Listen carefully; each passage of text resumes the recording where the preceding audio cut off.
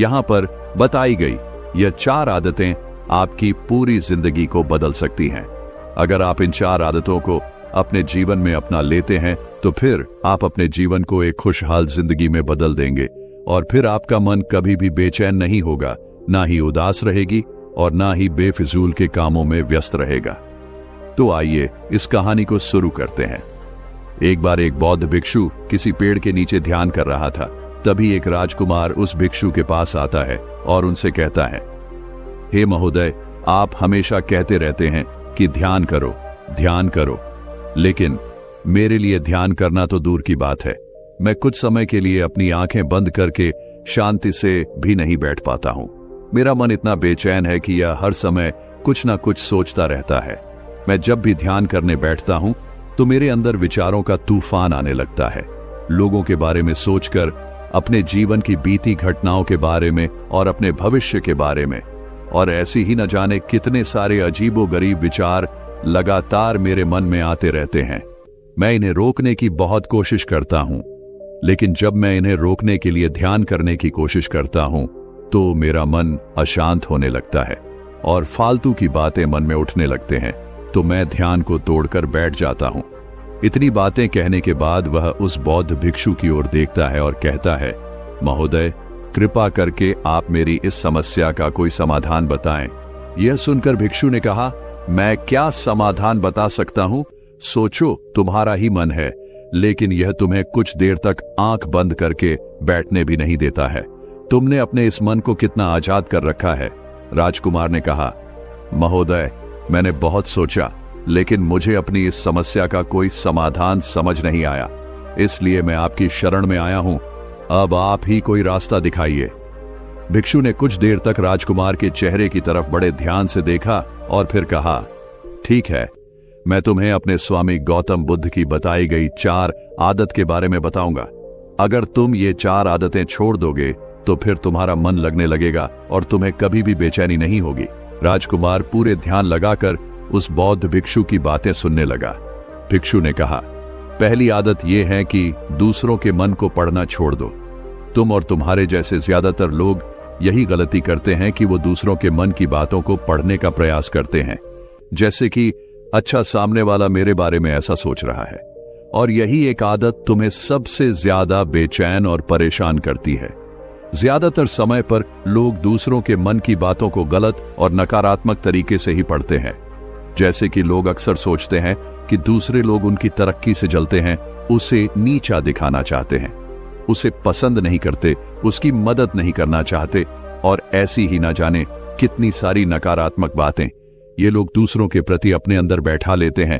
फिर उनके बारे में ही सोचते रहते हैं, उनसे बदला लेने के तरीके सोचते रहते हैं, उन्हें नीचा दिखाने के मौके ढूंढते रहते हैं, और दूसरों के प्रति यही नकारात्मक सोच इन्हें दुखी करती है और फिर ये लोग बेचैनी महसूस करते हैं। इसलिए दूसरे लोग क्या सोच रहे हैं इसका अनुमान लगाना बंद करो। दूसरे लोगों के मन के विचारों को पढ़ने की कोशिश करना बंद करो। अगर पढ़ना ही है तो खुद के विचारों को पढ़ना शुरू करो कि तुम्हारे अंदर क्या चल रहा है। कहीं तुम नकारात्मक सोच, शिकायत या बुराई करने जैसी आदतों के शिकार तो नहीं हो रहे हो। फिर बौद्ध भिक्षु ने कहा, दूसरी आदत ये सोचना कि अगर असफल हो गए तो लोग क्या कहेंगे, कहीं लोग मुझ पे हंसेंगे तो नहीं। जो हंस रहा है उसे हंसने दो। लोगों के असफलता पर हंसना तो लोगों का धर्म है, क्योंकि अगर तुम सफल हो जाते तो यही वो लोग हैं जो तुम्हारी तारीफ करते, तुम्हें सम्मान देते, तुम पर गर्व करते। अगर तुम अपनी सफल होने पर दूसरों से तारीफ की उम्मीद करते हो तो अपनी असफलता पर उनके हंसने से तुम्हें दुखी नहीं होना चाहिए। और समस्या ही यही है कि हम इंसान असफलता को बुरा मानते हैं, जबकि असफल होना सफल होने से भी ज्यादा जरूरी है, क्योंकि बिना असफल हुए सफल इंसान के अंदर घमंड और दूसरों को खुद से छोटा समझने की भावना पैदा करती है, जबकि असफलता हमें विनम्र रहना, धैर्य रखना और लगातार प्रयास करना सिखाती है। इसलिए असफलता को बुरा मत समझो, और अगर तुम्हारे काम में असफल होने की संभावना नहीं है तो इसका अर्थ है कि तुमने अपना लक्ष्य अपनी क्षमताओं से छोटा बनाया है। और अगर लोग तुम पर हंस नहीं रहे, तुम्हें ताने नहीं मार रहे हैं, तुम्हारी बुराई नहीं कर रहे हैं, तो इसका मतलब तुम अंदर से मरे हुए हो। तुम अपने मानसिक सीमाओं से बाहर जाकर कुछ नया करने का प्रयास नहीं कर रहे हो, क्योंकि असफल भी वही होता है जो कुछ नया करने का प्रयास करता है। और एक बात हमेशा याद रखना, अगर तुम्हारे अंदर असफल होने का साहस नहीं है तो तुम कभी भी कोई भी बड़ा लक्ष्य हासिल नहीं कर पाओगे जो तुम करना चाहते हो। इसलिए असफल होने और लोगों के हंसने से डरना बंद कर दो। बौद्ध भिक्षु ने आगे कहा कि तीसरी आदत यह है कि बेवजह समय को बर्बाद करना छोड़ दो। लोगों को लगता है कि वो समय को काट रहे हैं, लेकिन असल में समय हर बार उन्हें काट रहा है। लोगों के द्वारा समय को व्यर्थ के कामों में बर्बाद करने का केवल एक ही कारण है, और वह ये है कि उन्हें लगता है कि उनके पास बहुत समय है, जबकि सच्चाई यह नहीं है, क्योंकि उनसे पहले वाले लोगों को भी यही लगता था कि उनके पास बहुत समय है, लेकिन उन्हें पता नहीं चल पाया कि कब समय बीत गया और उनका बुलावा आ गया, और जब तक उन्हें अपनी गलती का एहसास हुआ तब तक समय उनके हाथ से निकल चुका था। बस पश्चाताप रह गया था कि सारा जीवन व्यर्थ के कामों में बर्बाद कर दिया, और फिर इस दुनिया से बिना खुद को जाने, बिना इस जीवन की सच्चाई को समझे वो चले गए।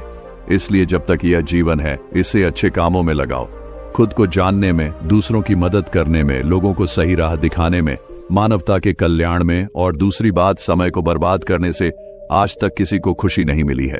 हालांकि समय काटने से तुम्हें क्षण भर की खुशी तो महसूस हो सकती है, लेकिन जब तुम्हें होश आता है और तुम देखते हो कि कितना सारा समय बर्बाद किया जा चुका है, तब तुम्हें खुद पर क्रोध आता है और तुम पश्चाताप के भाव से भर जाते हो।